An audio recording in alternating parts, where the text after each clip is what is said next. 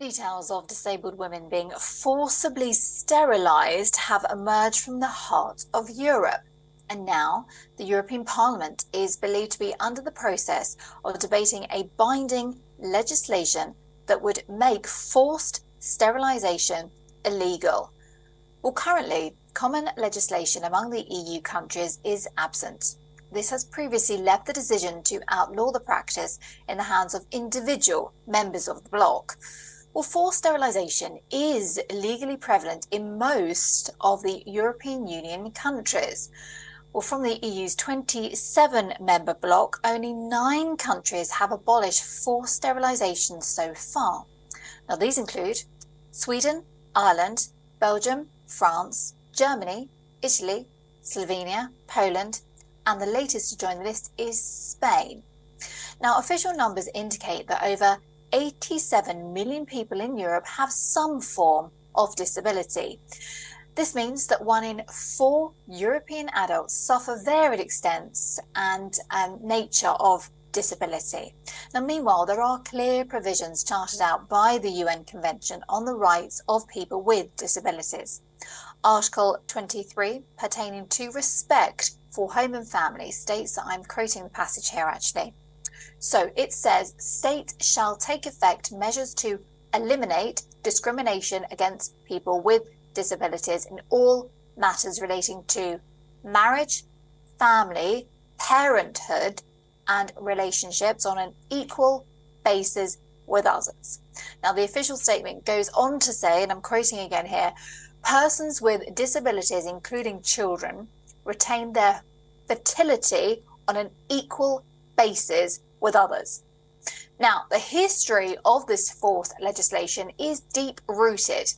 Between 1934 and 1976, Sweden had set up a plan grounded in the science of racial biology to enforce these sterilisation policies.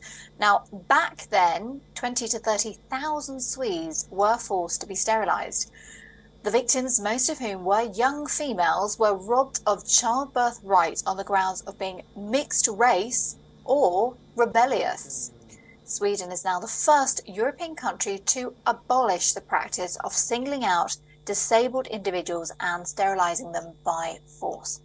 Now, meanwhile, the European Council will also be convening in Brussels next month to formally discuss and decide on the matter of forced sterilisation. The outcome, which will be decided by vote, is binding on all member states of the bloc. Well, for more and to discuss this further, we have Charlotte Littlewood joining us here, a journalist and research fellow at the Henry Jackson Society, joining us live from London. Great to have you on with us, Charlotte. So is this law needed? Do we need to change it? What do you think about the current situation? Because I was quite shocked, actually. I didn't realise this was going on in Europe, if I'm honest. Yeah, I mean, absolutely. I think we need consistent legislation across the EU. I mean, we have a number of UN conventions and statutes that do intend to regulate this space. However, it's absolutely abhorrent that only 9 EU member states actually explicitly criminalise against forced sterilisation. I mean, arguments could be made that there needs to be cases in which people that don't have legal capacity, they can't make decisions for themselves, and are in medical danger by getting pregnant, may need some form of support with that situation. However, we're not seeing that with some of the cases. Some of the really deeply sad and traumatizing cases of those with disabilities in which they can still be independent, can still work, are being put through forced sterilisation.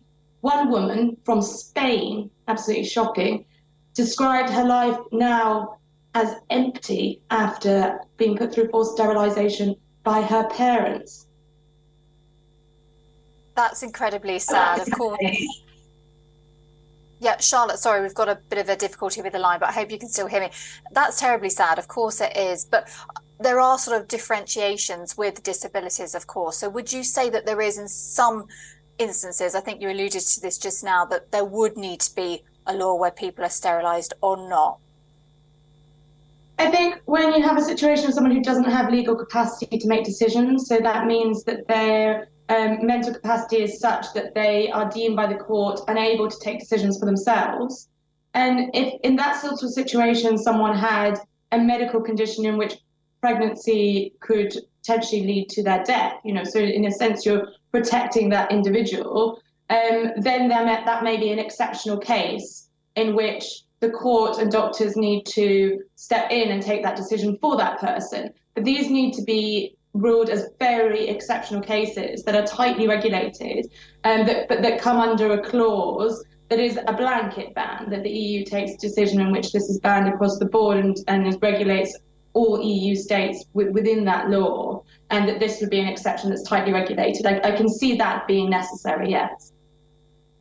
Charlotte, thank you so very much indeed for joining us on this very sensitive topic, but we really appreciate your input. That's Charlotte Littlewood there, a journalist and research fellow at the Henry Jackson Society from London.